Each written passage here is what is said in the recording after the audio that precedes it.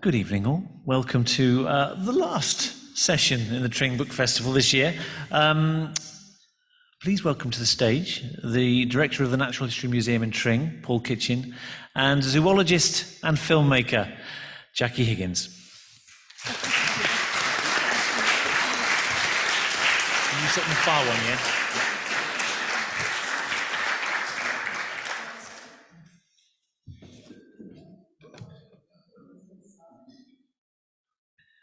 Hello.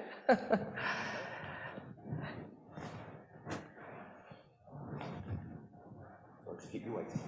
Yes. So Jackie, your book Sentient, fantastic. I've been reading it, we've been chatting about it. Would you begin by telling us a little bit about how you became interested in and attracted to the natural world? I mean, since I was the age of younger than my son, who's back in the audience over there, I was interested in the natural world since I was really little. I grew up in Cornwall. My mum was a biology teacher. I think that made a big difference. In fact, if beady eyes might notice, I dedicated it to her. We would spend lots of hours kind of pootling around on in the intertidal zone, rock pooling and prodding things and looking at things and cracking open shells and seeing and so I've been curious about how things work and where we come from and our place in the natural world since I was little.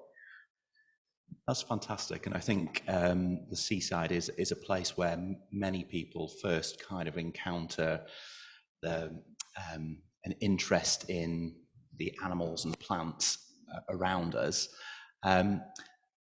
So could you tell us a little bit about what led you to write your current book, your new book? Sentient. So it's about how we, I did a degree in zoology after this at Oxford, and then I worked for a company called Oxford Scientific Films, and I was making wildlife films.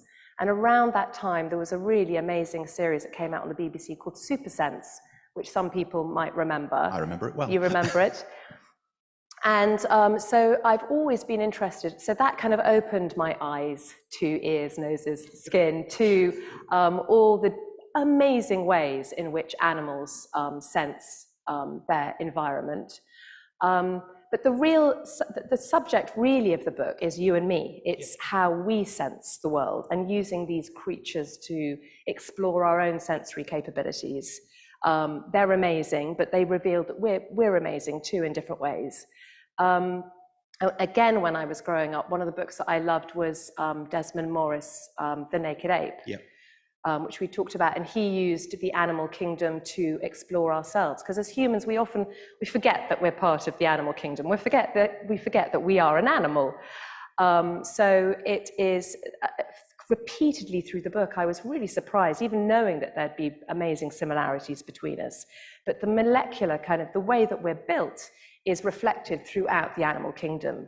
The same way that a vampire bat senses the heat of its victim's vein beneath the skin is the very same sensor that pings in my fingers when I'm holding a warm mug of tea. So, and it is amazing, isn't it, that same mechanism can have those different outcomes. Yes. I think most people, when they think about their senses, they think about those 5 senses that we learn about at school. Yes. And we think about, we're visual creatures, and we think about our sense of sight and our sense of hearing. But of course, that's just part of the picture. Yes.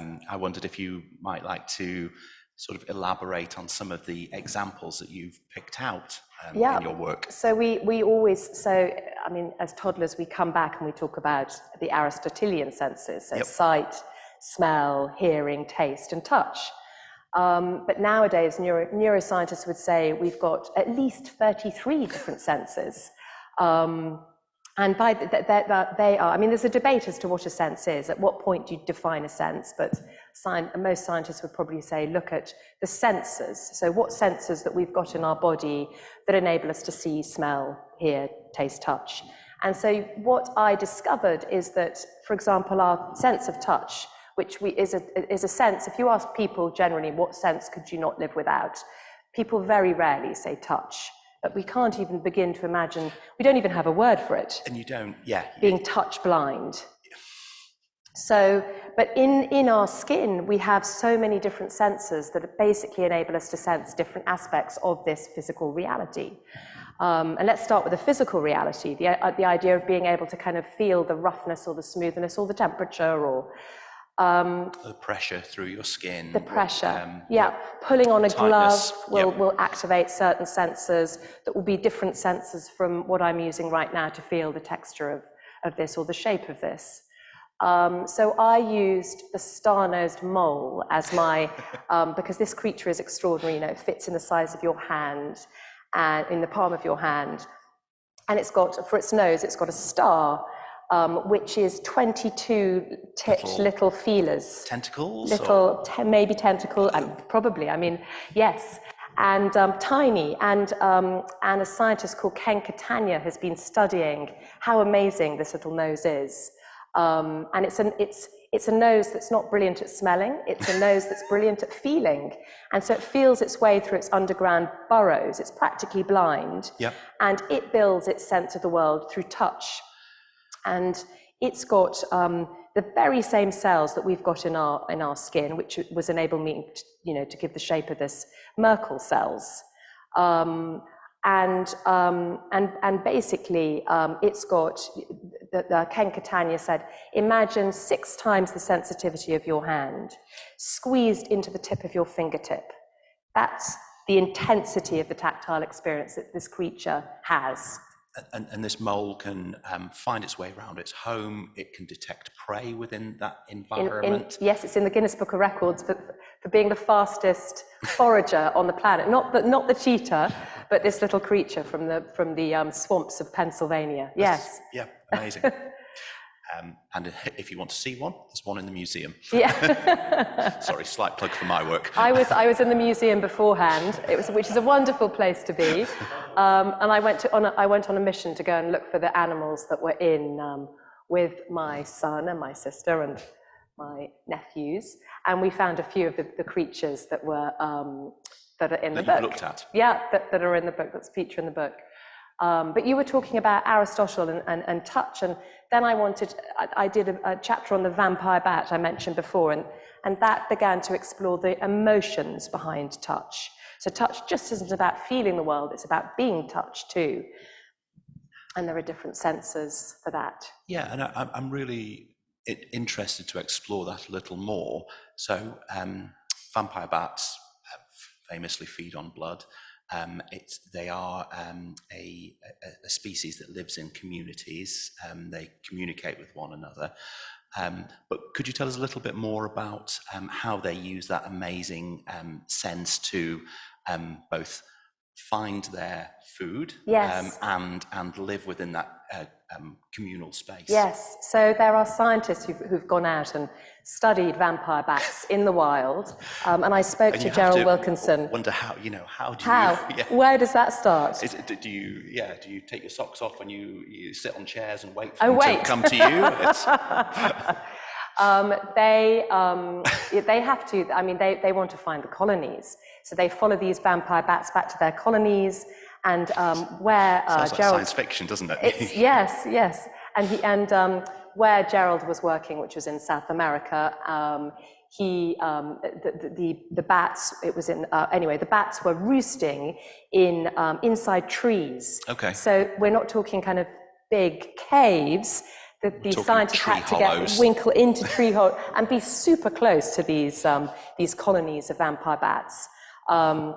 And over time, the vampire bats would get habituated to the fact there was a scientist underneath kind of staring up from the leaf mulch, wondering what's going on. And what Gerald Wilkinson discovered was this vampire bat that is, has stoked our imagination for very many years with Bram Dracula Stoker. And all of that. He discovered these are caring and sharing creatures. And because blood is not a particularly it's a difficult substance to kind of live off exclusively. It doesn't, if a bat hasn't eaten, hasn't managed to find food one night, if it doesn't eat by the following night, it's likely to die. So it needs blood. Okay. And so what Jerry discovered was that the bats regurgitate blood to those that haven't eaten, which sounds rather disgusting, but for a vampire bat, it's a life-saving exercise. And so perhaps scientists within our skin and mammalian skin have discovered a new sensor that might be keyed to a stroke. So it's a sensor in our skin, and it's only relatively recently discovered. I mean, we think our skin is a rather boring organ, but it's unexplored. And perhaps the least sensitive of our organs, or least important, as you were saying. Yeah, forgotten. So they've found this neuron inside our skin that basically pings or fires when you run your finger across your skin at between 3 and 5 centimeters per second. And when there's just a light touch, it's a light amount of pressure, and when it's body temperature. So it could be the caress sensor, is what it's been called. So maybe what Jerry saw was that before a vampire bat would donate this life-giving blood to another, there would be huge amounts of grooming and stroking and licking beforehand. And is that, so presumably most of the individuals in those colonies have some relationship to one another, and there's an advantage conferred to living in that structure. Yes. Yes. If you are lucky enough to feed one night, but another member of the colony isn't, yes, it's a give and take situation. Totally. So you scratch my back, I'll scratch yours. It's a kind of you stroke me, I will regurgitate blood down your throat. It's an example. I mean, when he discovered this work, it was revolutionary. I mean, it became part of the selfish gene conversation, because here was an example of altruism within mammals. Within mammals, perhaps in the least expected place with vampire bats. Absolutely, that's a fabulous example. One of the species that you write about is the peacock mantis shrimp, and this is one that really fascinates me. They are otherworldly creatures. They're maybe 10-15 centimeters long, with these incredible punching appendages, really, really fast. But it's their eyesight that had particularly fascinated you. Would you be able to tell us a little bit about how they see the world? Yes, totally. So so Tyson the mantis shrimp opens the book. Great name. He's a shrimp that basically punched his way out of an aquarium and shattered a glass wall, because they've got these extraordinary punches. But Tyson and his ilk have Justin Marshall, who now lives and works over in Queensland, Australia, where he can just pootle out to the Great Barrier Reef and pick up a shrimp or two and study them. At the time, he's a Brit, and he was studying under Mike Land at Sussex, and he says that he realized these shrimps were seeing something strange when I think a dignitary from Africa, a lady, walked through their laboratory, and she was dressed in these amazing kind of fabrics, full of colors and patterns, and apparently the shrimps just kind of were straight to the front of the tank, kind of, looking at her as she passed. So with that little anecdote, he wondered what they were seeing. So he started to study their eyes and discovered that whereas our eyes have 3 different types of color receptor that enable us to see everything, every color and shade that is surrounding us, he discovered over years and years and years that they have 12 different types of color photoreceptor. It's hard to imagine, isn't it? And we know about infrared and ultraviolet. Yes, but it's polarizing light, and they're the only creature that can see, that is known on the planet, that can see circularly polarized light, which is another type of polarization, which means that they've got a method of communication. They can signal, between one another, and no other eye in the animal kingdom can see what their conversation is about. So it's brilliant that deception. Ability to But the color is extraordinary, because if you think of our eyes, and there's a kind of rule of thumb that calculus with color photoreceptors, and they add up very quickly, kind of explosively, into big numbers. I mean, with our 3, ophthalmologists would probably say the average human eye can see at least a million, more likely several million different colors. So what on earth is this shrimp seeing with 12? The dodecachromat. So you must be into the you must be into the billions of colors. So there's a word that apparently describes it, which is a septillion. I mean, these are numbers with so many zeros, one can't even begin to understand what the shrimp might be able to see. The experiments then showed something else. Yeah. There's a twist in the tail of the shrimp, but yes, I was trying to kind of, so in the first chapter, I was just trying to show that this world that we take for granted is actually perceived very differently by very many different eyes around the animal kingdom, and differently amongst ourselves. You know, it's that thing we talk about, you know, is your red my red?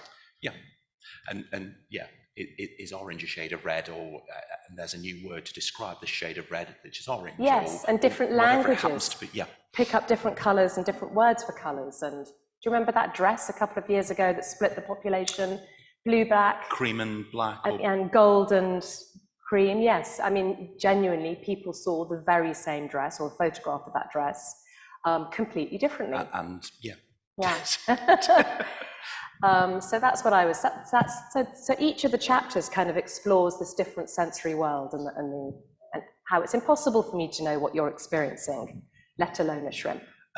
And I think, you know, coming back to the title of your book, that idea of sentience, consciousness, it is really, clearly it's central to the book, but it's really interesting that the way I receive information through my eyes and the way that you receive information through your eyes, whilst physically the same, allows us to build slightly different pictures of the world, and how that might be the case across. How it's totally the case, yeah. And the very last chapter, we've scooted to the very end, but the platypus, here's a creature that can sense something that we can't sense. So it's able to sense the electric fields that its prey gives off. And electricity exists in the world, and it's beyond our sphere of sentience. Unless it's at such high amplitudes, we're going to get an electric shock. Yep. And it's dangerous. But otherwise, so there's this information in the world that, because we don't have the right sensory kit to kind of, you know, pull it out the world, we're oblivious to it. And so, so there are very many perplexing and interesting perceptions that are difficult to get our mind around. Yeah, I think for the platypus example, and I think you also see it in some of the shark species, the idea that you could scan across a piece of the terrain and understand creatures that were hiding under it. Yeah. By the electrical impulses firing through their bodies is just incredible. It's incredible, yeah. You talked about super sense. It is a genuine super sense. Yeah, and the catfish is a creature in there where I used to talk about taste. And so although the taste buds, it shares very similar taste buds to us, which is yet more evidence that, you know, we are the result of what crawled out of the water all those millions of years ago. But for the catfish, its taste buds are all on its body. So I chose this creature called the Goliath catfish, which could be a couple of meters long. So it's this enormous swimming tongue, and it swims through the kind of soupy Amazonian waters, which you can't quite see, tracking its world through taste. I love the idea of a giant tongue. Yeah, it's bonkers, swimming through the murky waters. I think one of the other really interesting species that you pick up on is the peacock moth. I think people are aware of silk moths. And the antenna of this species is so incredibly sensitive. Yes. Parts per million? Yes, parts per billion. Parts per billion. I spoke to a scientist who made it his mission to understand how these antennae, he likens them to nets that are kind of cast so fine that they're able to strain the molecules out of the air. So there's this big, this was a chapter about our sense of smell, but about maybe we are receptive to smells that don't even have a smell. So, and this notion of pheromones. Okay. And the way that a male moth tracks a female moth is because she perches somewhere and releases a little kind of oxo plume of pheromone. And satinid moths have been known to have, is my sound okay? Have been known to, Sorry. satinid moths have been known to fly in from 3 miles away. They pick up this kind of scent on the wind, and it's using these incredibly sensitive. The antennae just look like little fir branches. Feathers, or yeah. Feathered, yes. They're like, that's how you tell the difference between a moth and a butterfly. But yes, so they're so exceptional. I mean, the bloodhound was a chapter in the book that talked about our regular sense of smell, but I used the moth to talk about this perhaps more unconscious sense of smell. Not necessarily just pheromones, but even other smells that we don't notice, but do still sway the decisions that we make in this world. Okay, so that's quite an interesting one. Smells that we don't necessarily smell, and that influence our behaviour. It's complicated, and for a long time, the word pheromone has been a dirty word. Pheromones have been found throughout the animal kingdom. In practically every group of animals, they use pheromones. But when it comes to humans, huge amounts of time and energy have been spent trying to find the kind of, the spray that I put on to make myself irresistible, that, men would not even know that they were being drawn to me for that reason. But so it's across so 5 miles. So it's not, I mean, scientists don't even use it nowadays with regard to humans. It's such an explosive idea. But there is some science that's happening. Benoît Charles in France is looking at babies, and is coming quite close to perhaps proving that mothers release a pheromone that enables the baby to breastfeed, to find where to go and to breastfeed. So if you speak to zoologists on this subject, they kind of think that, or Tristan Wyatt, who I spoke to from Oxford University, would say that they're everywhere in the animal kingdom. It would make sense that they're in us. We just have to we haven't found it yet, but we have to do what Butenandt did, and he was the man who discovered the silk moth and the very first pheromone. And he essentially did these experiments that enabled him to extract the actual pheromone from the moth, and then to prove that released a certain behavior in the male moth.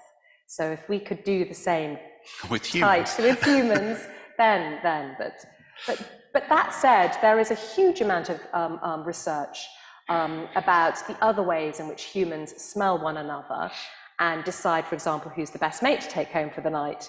And there are lots of scientific studies on, which have been really fun. I really enjoyed that chapter in the book on speed dating. Scientists conducting speed dating and smelling T-shirts to rate. So there attractiveness of others.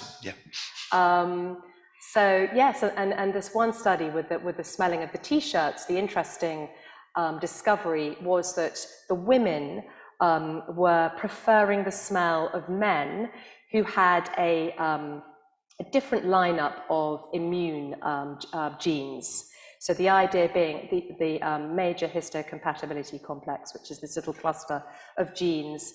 And what happened was that the woman would choose the man who tended to have the most different genes to herself at this position.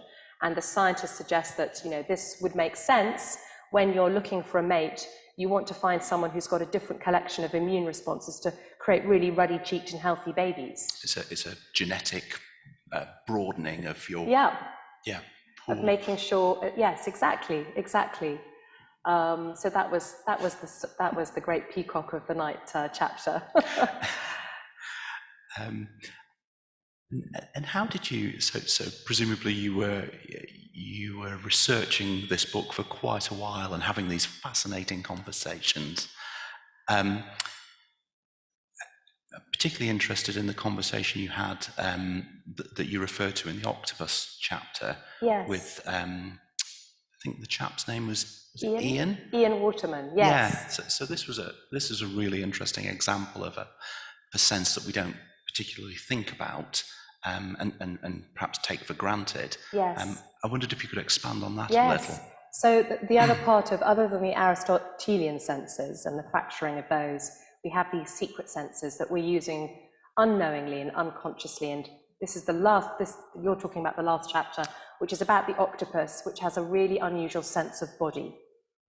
And by that, it has very similar receptors in its muscles that enable it, that give it a sense of body. And we have these sensors within our muscles, spindles, that basically react to movement and inform us of where our body is in space. So if you close your eyes, you know you're here, you can feel yourself. And you know with such precision where you are that you can... This is the test for whether you've had a glass of red wine too many, isn't it? Okay. So that gets addled when you're not... But that's your sense of proprioception, which because it's such a mouthful, called body sense. Yep.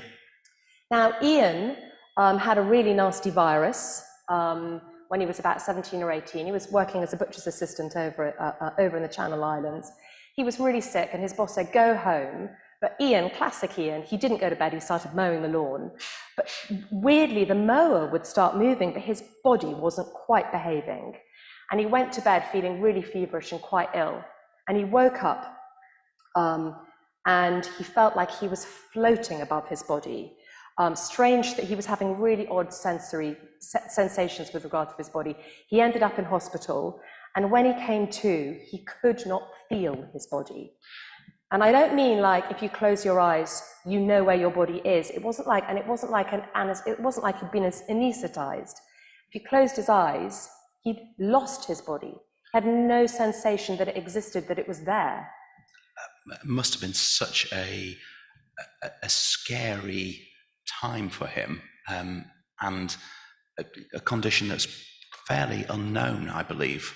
Incredibly rare. And one of the really, he said, when it got properly scary is when the doctors ran all these tests and basically had no idea about what to do with him. I mean, it's so rare that the scientist Jonathan Cole, who studied Ian years later, and finally gave Ian, I think it was something like 12 years later that Ian finally met Jonathan. And it wasn't for those 12 years that Ian didn't even have a name for his condition. It's called acute sensory neuropathy. I mean, it's a mouthful. And back to this idea of, this is a sense that is so integral to our being that we take it for granted. Yeah. We can't imagine what life would be without it. And he lost that. I mean, there's no word to describe this. It's not even body blindness. It's not just touch that's gone. It's something deeper, something more core that he's completely lost. And so you talk about how he learns to sort of manage this condition. Yes. He's sort of worked his way through this, but only by using his sense of sight in order to regain control of his body. So it wasn't simply that he couldn't feel his body. His body then would be off doing things that he didn't even know that his body was doing. So he'd lost control of his body. And he realized that the only way to regain control of his body was to look at what he wanted to move and through force of will get it to move. So he started lying on his bed, trying just to sit up. So he had to think about what muscle he had to kind of contract in order to get there. And through sheer bloody-mindedness, which he would gladly tell you he has, and he's an amazing man. He's the kind of man that you chat to and you get goosebumps because his bravery and his experience. And his experience and his modesty is extraordinary. Anyway, he eventually, he re-taught himself how to move. And if you walked in today, he's now walking. I mean, the doctors never said he'd walk again. So if you walked in today, it's because the lights are on and he's using his eyes, and every millisecond he is gauging what is going on. If the lights go out, he crumples like a rag doll because he's lost that connection that we have, that we take for granted. And it is very much that you take it for granted, and this is the case with a lot of our senses, isn't it? That you just you don't necessarily think about it. Yes. Yeah. There's so much part of our everyday, which is the most mundane thing in the world, that it's impossible but we don't appreciate them. So I thought the animals enabled me to get a bit of distance on ourselves and to begin to break down how sight and smell or body works. And then, as you say, so I met Ian, I met Eshraf, an amazing artist who draws and paints, and he's been blind since birth. So I met people who either have lost senses, and then I also met Conchetta Antico in the shrimp chapter, who is a woman who sees millions more colours than the rest of us, and she's no surprise, she's an artist. And so I think it's only by losing or having an excess of a certain sense that we begin to sort of appreciate that wider world. The wider world, and what miracles we are. You know, our everyday is actually miraculous. Yeah. In the scientific sense. Yes. The piece about the octopuses as well was just, I guess that really struck me as being very other. Yes. And particularly, we talked about that piece where science and science fiction merge. So I wondered if you'd like to talk a little bit about your octopus studies. Yes. So the interesting thing about the octopus is that it has a relationship with its body that's almost impossible to perceive, to imagine. So I was speaking to Ian and said, actually, your experience, the one human on this planet whom the octopus has most in common with is you, which he loved, because the octopus is essentially estranged from its body. So you look at these creatures and they are all protean and all possibility. And the way that the octopus has evolved to kind of we think it's got to take charge of every movement that it's doing, and it's got to have huge amounts, you would assume it's got to have huge amounts of motor control to control that protean possibility. Well, the way that it does that is that the arm is its own boss. So an arm will be kind of, on a, jolly day on the reef and doing something, feeling around. Yep. Winkling out a clam, and another one might be kind of, attacking a crab. And unless the octopus looks at what the arms are doing, they are independent. They're independent. And so this information, this body sense, this proprioceptive sense, unlike Ian, is working in a feedback loop within the arm, so the arm can be independent. So when Ian was talking about the fact his arms were doing something he didn't know, that's like the octopus. Their arms are doing something that the brain might not be. Isn't focused on. But what's different is that arm's doing something with purpose. So it is feeding, perhaps, or winkling something out and looking for food that then travels up the suckers. I think it's conveyor belts. It's just fascinating. I think octopuses, they can lose an arm and grow those arms back as well. Is extraordinary. Yes. Yes, I mean, they're so other, and their sense of intelligence and so I broached, it was obviously throughout the book, one is wondering what these animals are feeling and thinking or perceiving, which is a question that scientists get slightly uncomfortable with when you ask them, what could a spookfish be seeing down in those ocean depths, or what could a mantis shrimp be seeing? And so philosophers are happier to fill that gap and begin to think about, it's a process that's informed through science.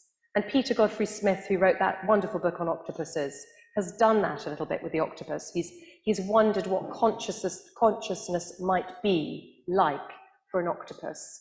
And the sense that really bamboozles us is this sense of body, because how is that? He says it's almost like a hallucinatory experience. It's difficult for us to begin to imagine what this might be like. This kind of shrinking and growing of consciousness in limbs that, and that ability to take control of everything, or take it back, as you say, and to be able to puzzle things out in that kind of structure that can, protein amorphous, shape-shifting. And Aristotle said that they were the most stupid of creature, but I think that the octopus, he was completely wrong. They are incredibly intelligent, and but an intelligence that is so other. That scientists and philosophers have perhaps likened it more to meeting an intelligent alien. That alien is here in our seas, there they are. They're so other in their kind of construct. Yeah, you were saying something backstage that you had chatted to the person that had put together the My Octopus teacher. My Octopus teacher, yes. Yes. And again, I think if people have seen that production, there is that sense of other, but yet there is some familiarity there and that behaviour that is being observed. So hiding from the cat sharks, Yes. It's that intelligence, but quite a different form of intelligence from the way we perceive it to be. No, it's a wonderful film. It's a really wonderful documentary, and if you haven't watched it, I would. It's great, and that curiosity. I mean, the octopus is clearly curious about who is this person with a mask who's coming down to engage with it on a daily basis.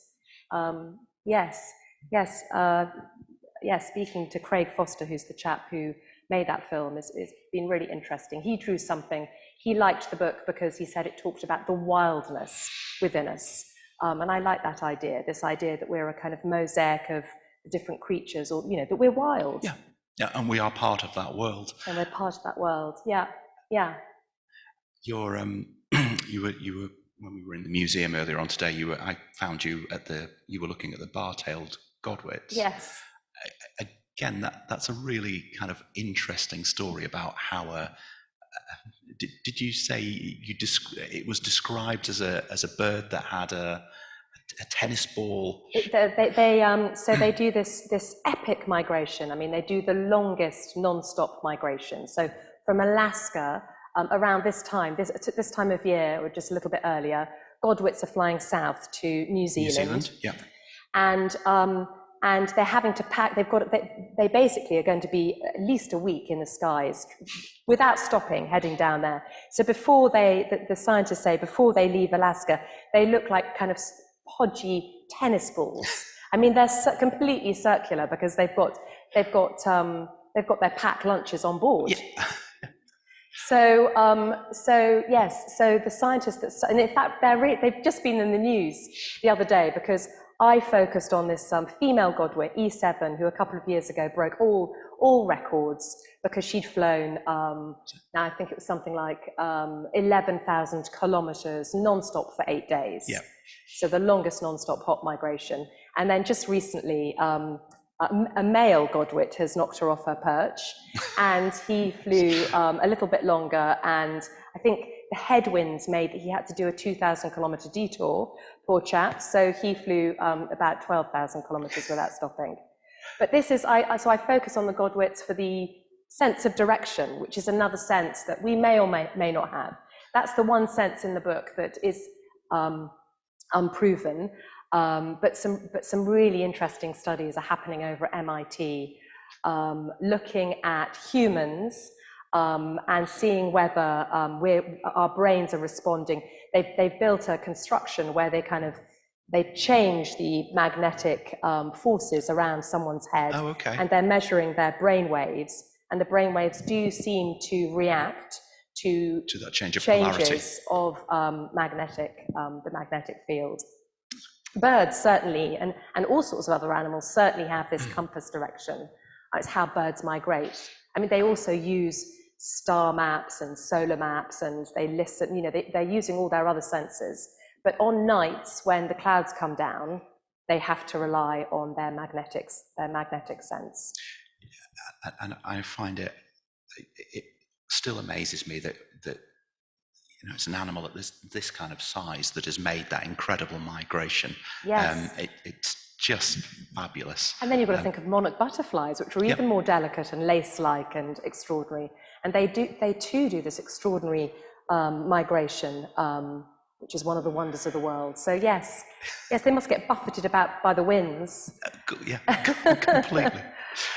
And have you got more projects in the offing? What are you? So maybe another book. We'll see. I'm early days, but I mean, in the same way that Desmond Morris used animals to explore ourselves, I think there's more to be had by using exceptional animal tales to better understand ourselves. Yeah, absolutely. And I think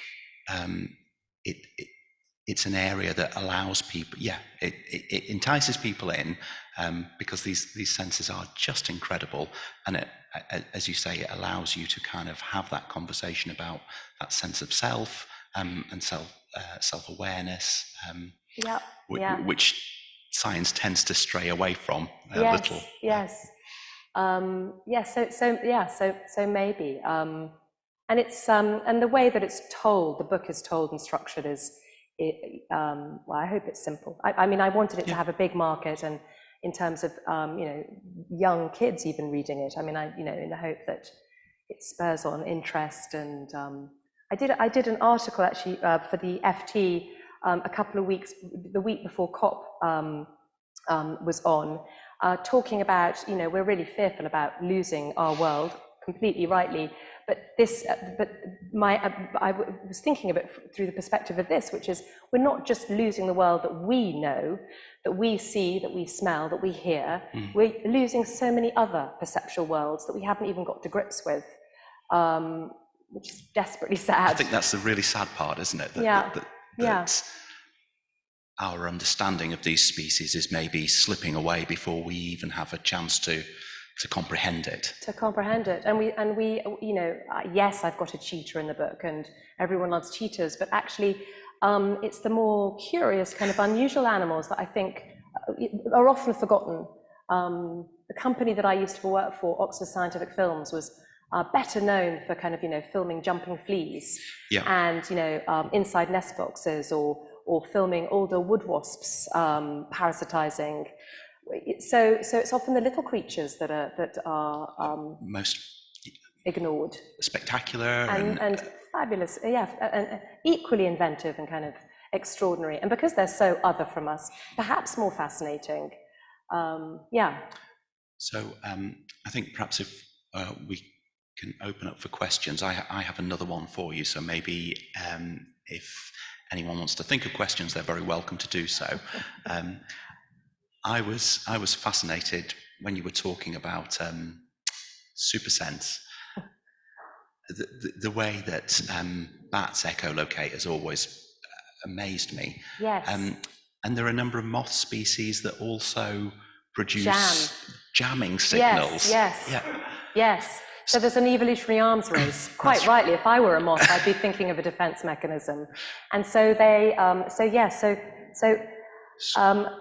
so the bats basically use sonar in order to jam. So the bats are sending out these bursts of sound, and then mapping and visualizing that, or we would see the world around them according to sound. And these moths basically create their own sound bursts in order to kind of confuse the information coming back. It's amazing. It's just wonderful, yeah. And bats that are able to, I mean, it's so refined. I almost covered one of these stories. I didn't in the end, because I used my vampire bat that I couldn't resist. I thought, I can't have bats twice in the story. So I used the great grey owl to talk about sound, which is also amazing. But I did study with the bats, the ones that fish. And they actually, their echolocation is so precise that they're able to detect the ripples on the surface before a fish has even glanced the surface. Extraordinary. And that sensitivity is, just amazing. And the other thing I thought, again, didn't make it into the book, but I'm just fascinated by this, is the fact that the bats will be, when they're swooping in for the moth, they're sending out lots and lots of signals to map their world. Yeah. But when it's quite a boring barn and not much is going on, they'll send out very few signals. So this is about the speed of how quickly they are perceiving the world. So sometimes they're seeing in high speed, and sometimes they're seeing in slow-mo, or rather hearing but somehow visualizing and mapping their world. And processing so on the wing. On the wing. Yeah. So that also is kind of other, isn't it? I mean, we can't, I mean, it would be like having a little, control feature that we could slow down and, Fantastic. Thank you, Jackie. Do we have any questions from the audience or from online? I think a microphone's just coming across to you. Thank you. You implied that there might be other senses that we haven't discovered yet about ourselves, and people do talk about a sixth sense. I mean, you mentioned the possibility of pheromones. We sometimes realise that there are people behind us, that we suddenly are aware of people, or you might suddenly turn around because you think someone's looking at you, and they are in fact looking at you. Yes. What sort of sense do you think that might be? So this Rupert Sheldrake has done studies on this, I think, hasn't he? I don't know. I can't begin to imagine, as a scientist, I can't begin to imagine what that sense is. I can't imagine what the sensors on the back of my neck would be that would be picking up someone's gaze. I can only imagine, I mean, I tend to think that probably what's happening is you think someone's looking, and most of the time you look and no one is looking, but sometimes you look and someone is looking, and that's what imprints itself on our mind, and you begin to think, oh, am I noticing something here? But as a so when I talk about the senses that we haven't looked at, I'm looking at sensors within our body that have been found, that are giving us senses that are more secret to us, that actually when you think about them, you know they're there, like that sense of body that I was talking about. I talk about sense of time as another one. There was an amazing study with of the eye, and the eye was considered the kind of most mapped organ of the human body. And when this scientist cropped up saying there has to be another sensor, light sensor on our eye that somehow enables us to clock time, all the ophthalmologists and all the scientists said, no, you're barking, that's just not the case. And he was kind of, he was ignored for a very long time. He turned out to be right. He has found these light sensing cells just in our retina that essentially feed back to a part of our brain that keeps our whole body clocking to the circadian, the coming of night and the slipping of day.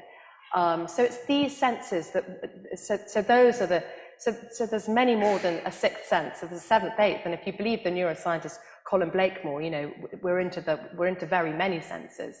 But I know I can't think what that particular sense would be. Much as I'd love to. Yeah. Thank you. Thank you. Yes. Sorry. Thank you. Hiya. Hi. Firstly, thank you for this talk. It's been really interesting. Pleasure. My question is about, well, actually, it was partly to do with that. That was the first question, so thank you for answering that. The second one I wanted to ask was about, well, it's kind of a question. It's about what sets us apart from animals and why we often think that we are distinct from animals. And I think it's because of language. Even though some animals do have a way of communicating, it's usually very simple. It's usually just, we're in danger, or I found food, or here I am. Yeah. Whereas especially in the English language, you can pretty much communicate an unlimited number of ideas. So I just wondered if it was something to do with what kind of senses, because it's amazing for me that we can just release air through a gap in our body, yeah, and then there's some kind of intelligible information being transferred. I was wondering if you could, what senses might be involved. Yeah. Like it's hearing, clearly. Obviously, yeah. But again, back to time, the sense of time, of being able to clock milliseconds. What's that famous The time in a grain of sand. Yes. But they've done these experiments where you listened to pop songs, and quite often we get it just wrong. And I want to kiss that guy is often heard when really the words were, I want to kiss the sky. So our sense of timing is incredibly important when it comes to language. Clearly language is something that sets us apart from the rest of the animal kingdom. I think I'd rather than endlessly thinking what separates us from the animal kingdom, I think that I'm interested in what connects us to the animal kingdom and why it is we want to always separate ourselves. Because there is so much, I agree, languages, and here we are, of course, the way we're existing at the moment is incredibly separate and isolated from the animal kingdom.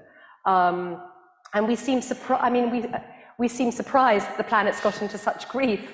But I think if we spent more time thinking about what connects us, I think that would be a really valuable exercise. In that FT article that I wrote about perceptual worlds, I slightly was playfully saying, let's send a mantis shrimp to COP, and let's send an octopus to COP, and see what minds can be turned and what can be discovered, because It's so easy to think that we're so apart and other, but we are fundamentally much more similar than we are different.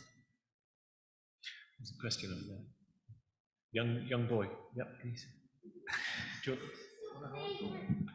Which is your favourite chapter in the book? Oh, that's a really good question, Charlie. I change my mind all the time. Is that the diplomatic answer? I do. I like. I'll be talking about one, and then I'll spark off. We haven't talked about the chapter of the spiders, and how they sense time. So you look at your little spiders; they've got these amazing clocks inside them that enable them, before daylight has cracked open, at about 4 or 5 o'clock in the morning, they're getting up and they're remaking their web every night, so that when dawn comes and those flies are buzzing around, the web is perfect, a perfect net, ready to catch breakfast. And so I thought our sense of time was, perhaps that's my favourite for today.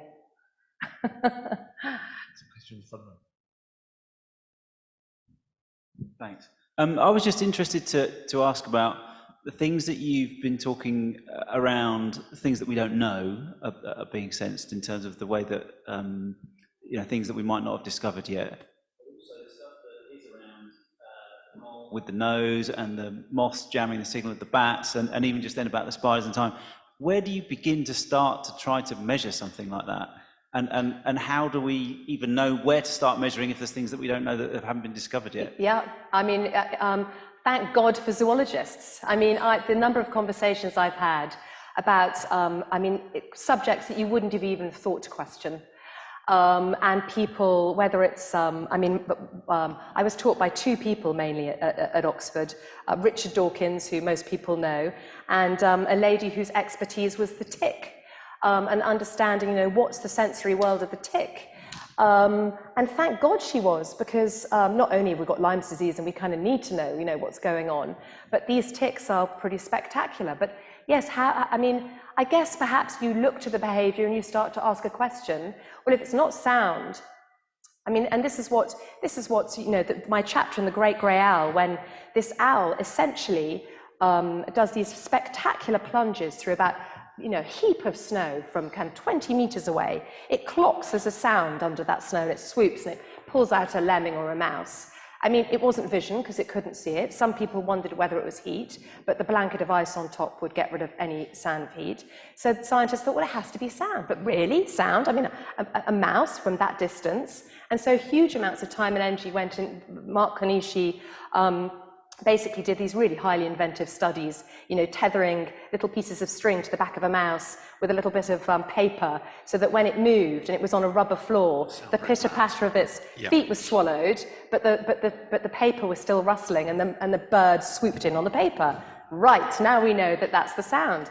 But so it's just, there's the inquisitive, curious mind of the zoologist, and that's what I was doing when I was pootling around prodding rock pools. It's that question. It's always asking the question and wondering. And I hope a sense of awe and wonder comes through this book, because that's what should fuel us on to kind of ask these questions and figure things out. And of course, there's so much more that we don't understand.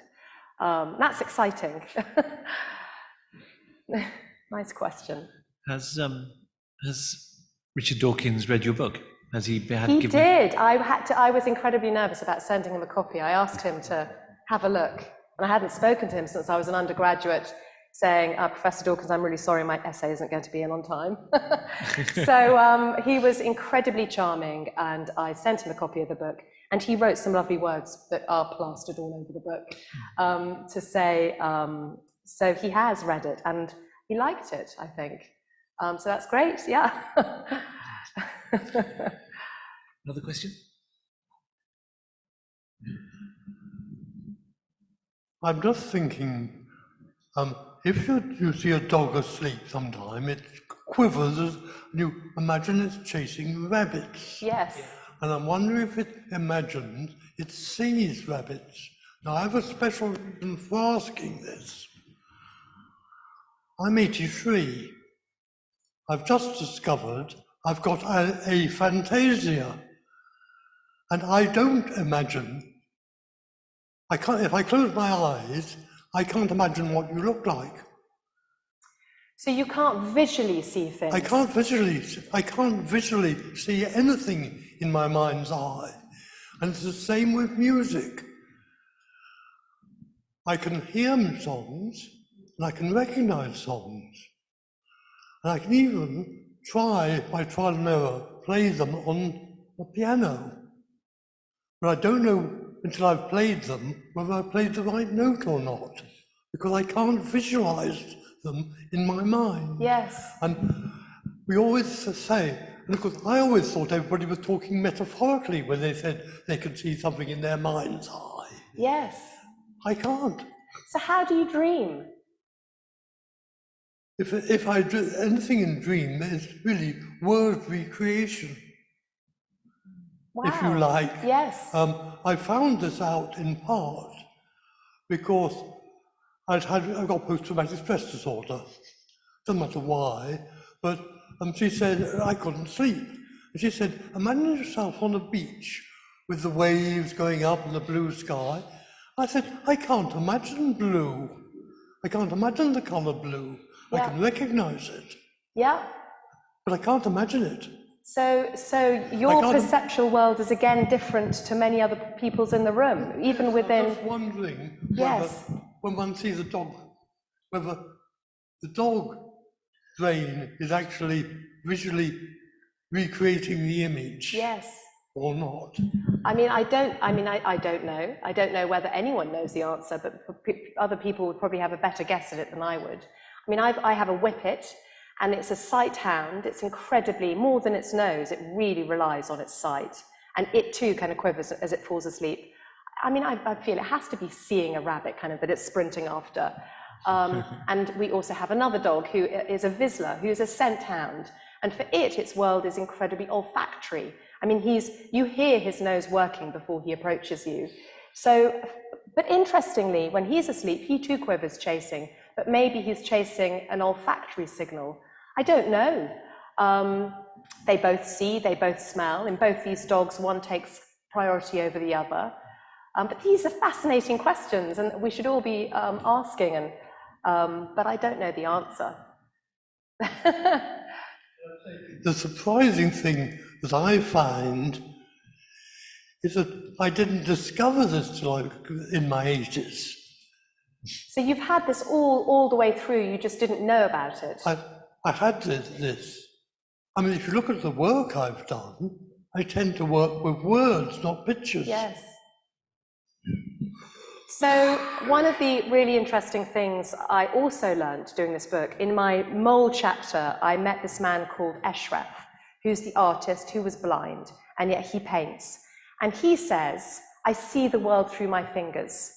And he ended up at Harvard, and he was being studied by some Harvard neuroscientists who wanted to scan his brain when he was feeling things and then drawing them. And the way he does it is he feels something, and then marks an indentation of the paper and then goes over. But what's extraordinary is he paints an object, say this book, and he feels it, takes a three-dimensional object and paints it as a two-dimensional on a piece of paper, so it's flattened, and yet our eye recognizes his painting as the three-dimensional object. So he is somehow visually seeing through his fingers. The scientists put him in this brain scanner, and they asked him to feel things and to draw things. And if another neuroscientist had walked in and looked at Eshraf's brain scan, they'd say, what's that chap looking at?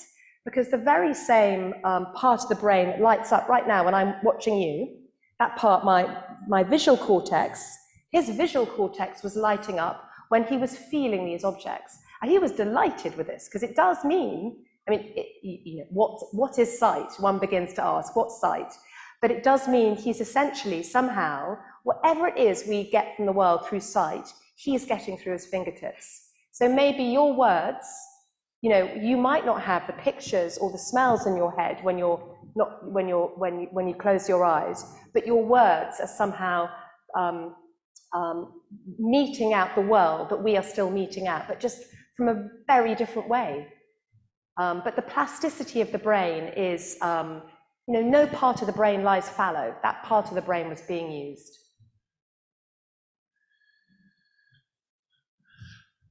Good. Well, that's taken us to 60 minutes. And not only the end of this event, the end of the festival, but can I firstly thank Jackie and Paul for their time this evening, and a big round of applause if that's all right. Thank you so much. Thank you, everyone. So Jackie will be signing books in the foyer. Alison's on the bookstall with Maria. So do get a book. Do get a copy of Sentient, and you can get them signed on the right-hand side. So thank you very much. Thank you for everyone, and thank you, Ben, for having me. And thank you very much, Paul.